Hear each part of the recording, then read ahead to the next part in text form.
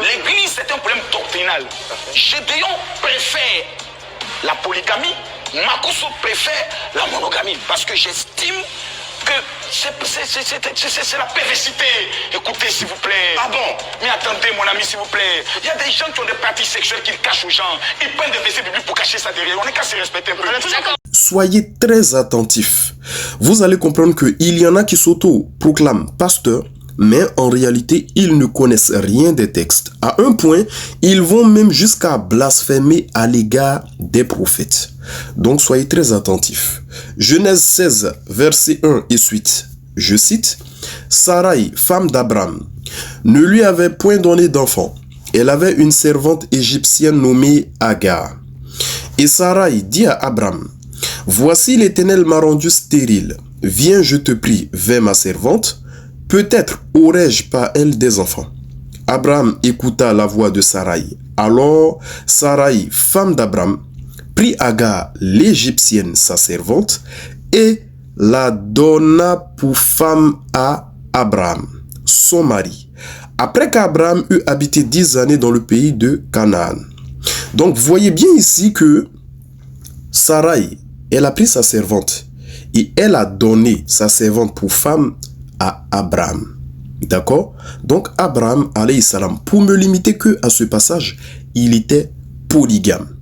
Maintenant, ce pasteur nous dit que la polygamie, c'est de la perversité. Est-ce que Abraham, alayhi salam, il était un pervers? Nous sommes dans Genèse chapitre 12, à partir du verset 1 et suite.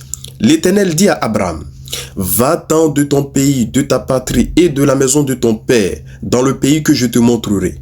Je ferai de toi une grande nation, et je te bénirai. Je rendrai ton nom grand, et tu seras une source de bénédiction. » Au verset 3, « Je bénirai ceux qui te béniront, et je maudirai ceux qui te maudiront, et toutes les familles de la terre seront bénies en toi. » Donc Abraham, alayhi salam, il était polygame. L'Éternel nous dit dans la Bible que toutes les familles de la terre seront bénies en lui. Comme la polygamie, c'est de la perversité, toutes les familles de la terre seront bénies à travers un pervers, entre guillemets. Subhanallah, premièrement.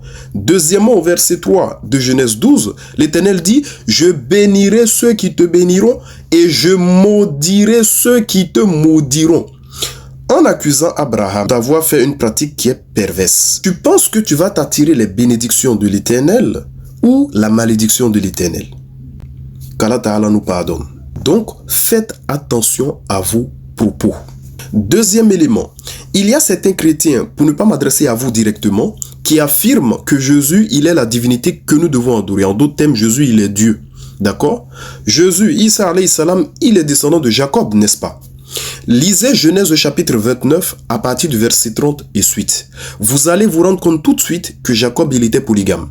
Parce que Jacob, il a épousé Léa, il a épousé Rachel, la servante de Léa et la servante de Rachel. Jésus, Isa alayhi salam, il est descendant de Jacob. Donc, d'après vos propos, Jésus, Isa alayhi salam, il est descendant de Jacob qui pratiquait de la perversité. Parce que Jacob, il était polygame. Donc, je ne sais pas si vous vous rendez compte, si vous avez conscience de la gravité de vos propos. Vous êtes en train de blasphémer vis-à-vis même des ancêtres de celui que certaines personnes prennent comme une divinité. La hawla wa la quwwata illa billah. Donc, arrêtez ça. Arrêtez de parler sans science. La polygamie, là, ce n'est pas obligatoire. Celui qui veut être polygame, en islam, c'est son droit. Celui qui ne veut pas être polygame, en islam, il a le droit. D'accord? Donc, si vous n'êtes pas pour, ben, ça n'engage que vous.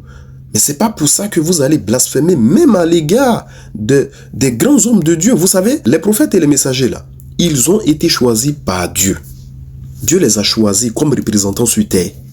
Donc, s'il y a eu des prophètes polygames, ce n'est pas nous, pauvres pécheurs, on va dire non, ça, ce n'est pas normal.